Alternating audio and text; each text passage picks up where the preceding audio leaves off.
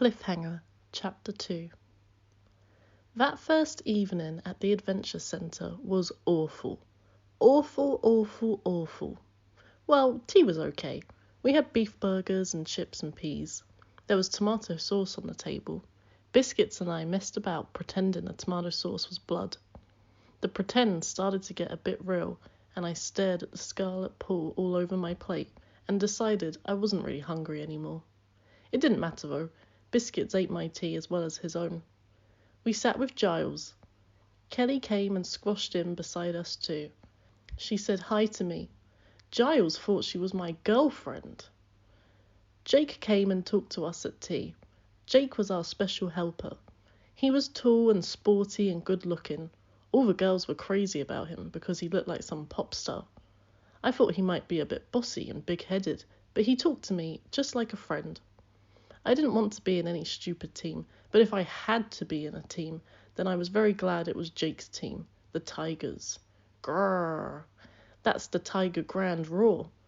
There were 6 of us, Giles and Biscuits and me, and Kelly, and Laura and Leslie. They were the girls in Kelly's bedroom. She said they weren't much fun. They just went whisper, whisper, giggle, giggle. They left Kelly out of things, but she didn't care. Kelly's the sort of girl who doesn't care about anything. She doesn't even mind if people think her a baby. She had this little troll doll with purple hair. Kelly made the little troll talk in a tiny voice. I often make Water Bear talk to me. His voice is quite growly, but friendly. I wished and wished I had Water with me at the Adventure Club. The Tigers had to help clear up after tea. We were on kitchen duties. We all moaned because we got lumbered. The lions didn't have to clear up, or the panthers, or the cheetahs. Kelly said she wanted to be a cheetah, and then she could cheat. Biscuit said he wanted to be a lion, and then he could lie. So I said I wanted to be a panther, so I could pant. And I made funny panting noises. Biscuits laughed and started panting too. So did Kelly, and even Giles joined in. Laura and Leslie thought we'd all gone nuts.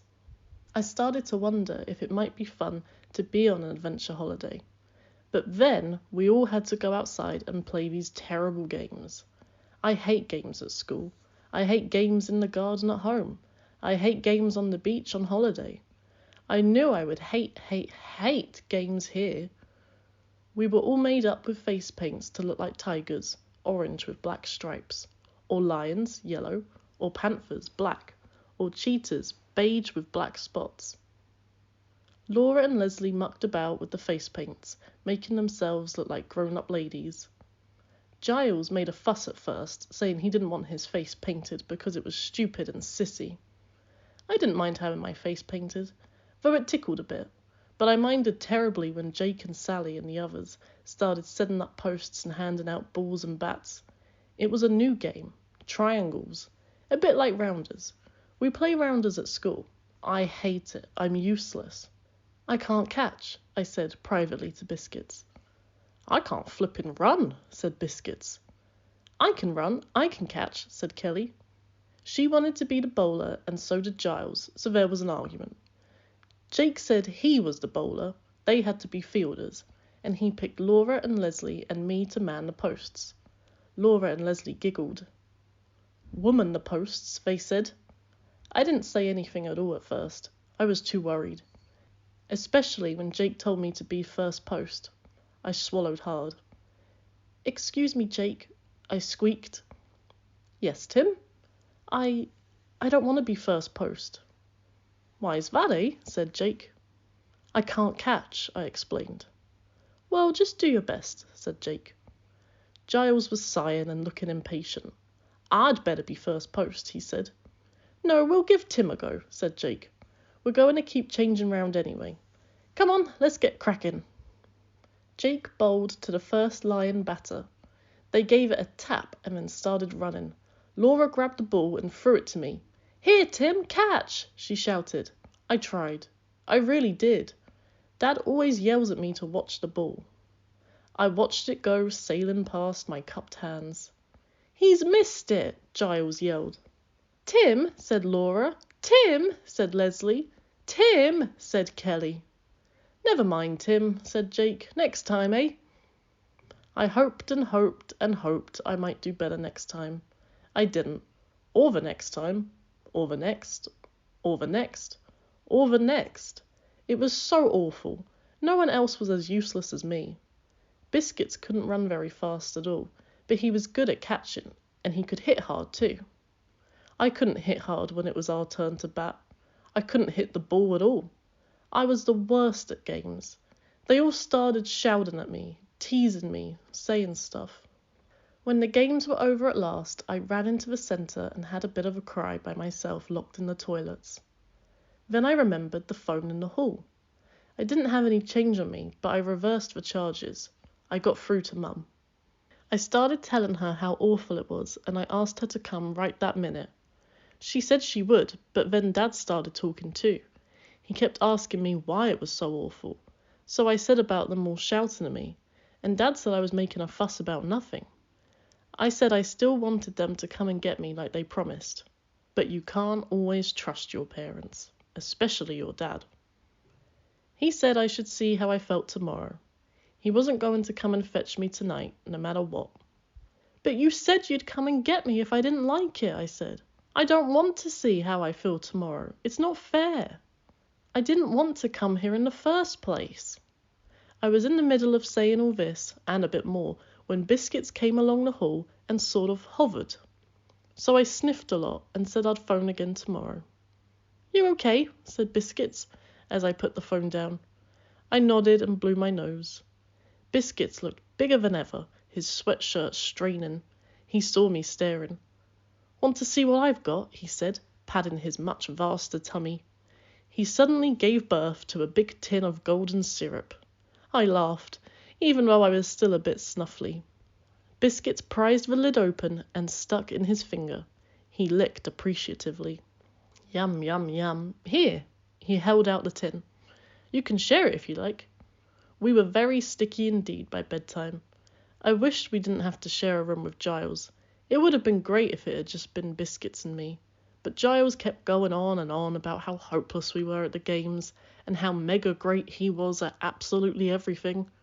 He insisted on demonstrating too, especially his judo. He had put me in this arm lock that was horribly painful, but Biscuits started waddling round the bedroom in his underpants, flexing his muscles. I do sumo wrestling, right? He said, beating his chest. So you'd better watch your step, Piles. You look more like a gorilla than a wrestler, said Giles, but he let go of me.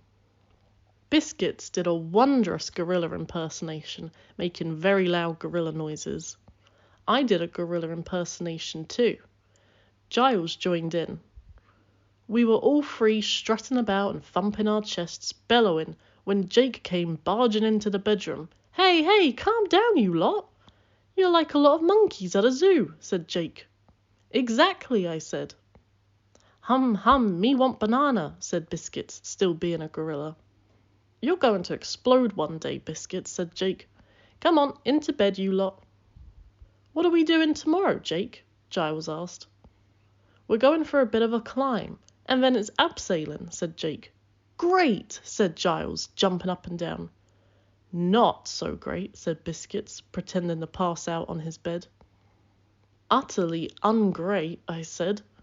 My heart had started thumping again. Jake saw my face. It is great, fellows, really, said Jake. Come on, lie down now. Just got to get something, said Giles, hurrying over to his bag. He dug deep and came out with a teddy bear.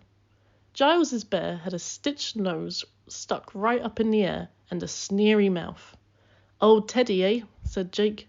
He's not an old Teddy. He's Sir Algernon Honeypot, said Giles. Well, settle down with his sirship then, said Jake.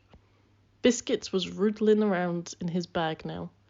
Biscuits, no more food. Do you hear me? Said Jake. I'm just getting dog hog, said Biscuits. Who? Said Jake. Biscuits produced a long, browny-pink knitted creature with floppy limbs and a curly tail.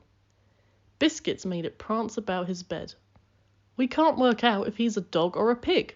My granny knitted him, and she's not very great at knitting, actually, said Biscuits. Jake looked at me. Have you got your teddy, Tim? I just shook my head. I couldn't say a thing. I got into bed and pulled the sheets over my head. My arms felt so empty without water, and no one would have laughed at me or called me a baby for having a cuddly toy. I wanted my water bear so much. I don't know when I went to sleep. I kept waking up in the night. And then it was suddenly day, and Jake was in our bedroom again, telling us to rise and shine. We were going up in the hills straight after breakfast. Abseiling.